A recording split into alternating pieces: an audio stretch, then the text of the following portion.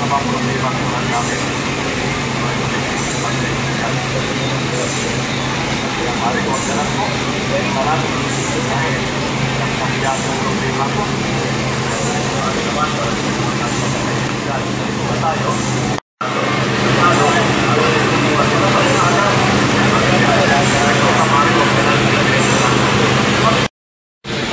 Parang mataway na lang nanay, mataway na tatay habang matanda. Pero hindi na mga anak na nakukita, no? At hindi ang sakripisyo na ginawa ng nanay, lalo ng nanay, or 9 months na silang pupunta, ay tulang nakukita sa hanggang tuwan ngayon ng nanay, no? Para magkitayan yung ang mundo, no? Ganun kanili, hanggang na kayo ay tumakin, maaral, or yan ang magaling na bukatan. Pero karamihan sa atin, sabi Father, pagtaway ang aking tatay, no? Tingnan mo naman, palagi na lang sila nag-aaway ni tatay. Wala nang nakita ng senso ng pamilya. O kaya, Father, I'm looking for something outside to find consolation and solace. No? I can find sense of belonging within the family. Pero tayo, at matindi pa, tayo mga anak, no? Ngayon, kapag nabihan o sermonan, in-advise na nila, kayo na lang kinig. Ang ginagawa pang kapag pinagalitan ay iba na ang mga ng bata. Pag-respect na, dahil huwag ka na maingay, alam mo lang. Wala na ako.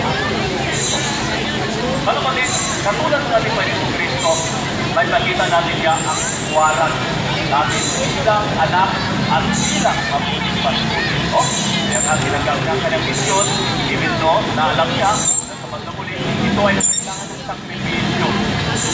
Ay alay niya ang kanyang buhay para sa kaligtasan sa kanan. Kaya nga ginagawa ng masasabi niya, Father, can you say, come from me, dahil alam Kristo kung ano ang nagsistay ng sakripisyo o katulala para sa kanya.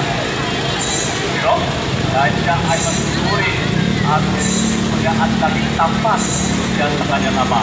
Sunod pa rin siya at pinagkap at kanyang pinagkap. Sila ang nagpag-pag-pag.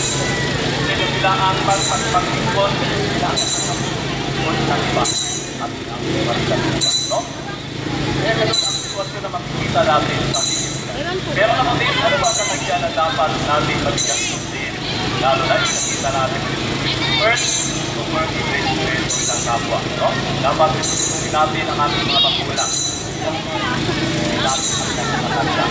Dapat galang natin sila dahil sila rin ang iwanan. No? Para sa atin. No?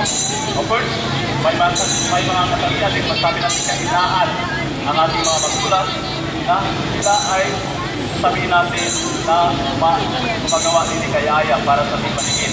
Pero bilang isang tao, we cannot deny that, no? Dahil bilang isang tao, we are fragile individuals. So tayo ay mga magkita. Tayo ay we are prone to our own limitation. Pero, halit mga kapatid, kahit na hindi kainaan, hindi sabihin na gano'n na lang ang pananaw at paningin natin sa kanila. Dapat silang isang direksyon o silang aspect o tingnan natin ang ating mga magulang, katatanda, ating mga leader. No? Dapat natin natin na salit pa ginagawa naman din silang kabutihan. At ito ay makitaan din para sa ating natutunan natin sila. Kaya mga kapatid, una, nag-respeto sa katatanda. Yung pangalawa, first, it is also sacrifices. No? Ang pagiging isang lingkod, mabuting pastor, ito ay nahulugan din ng sakripisyo. Katulad na ginawa ng Panginoong sa bayan ng Israel at sa ating mga kasalanan. Sacrifices niya. No? Sakripisyo niya ang kanyang sarili para pakatura tayo mga kasalanan at pagkita. Dapat po mga kapatid, lalo na pag-asawa, hindi dapat sa bansa na papasok ka ay support to love your partner. So dapat mo ibig sabihin na ang mag-asawa in-adjust to the other side na puro lamang kasiyahan, kagalakan. You need to be aware na ito ay isang complex na reality na pagpasok mo sa buhay niya, so di magpapalong ang tao. May mga bago at pagsubok na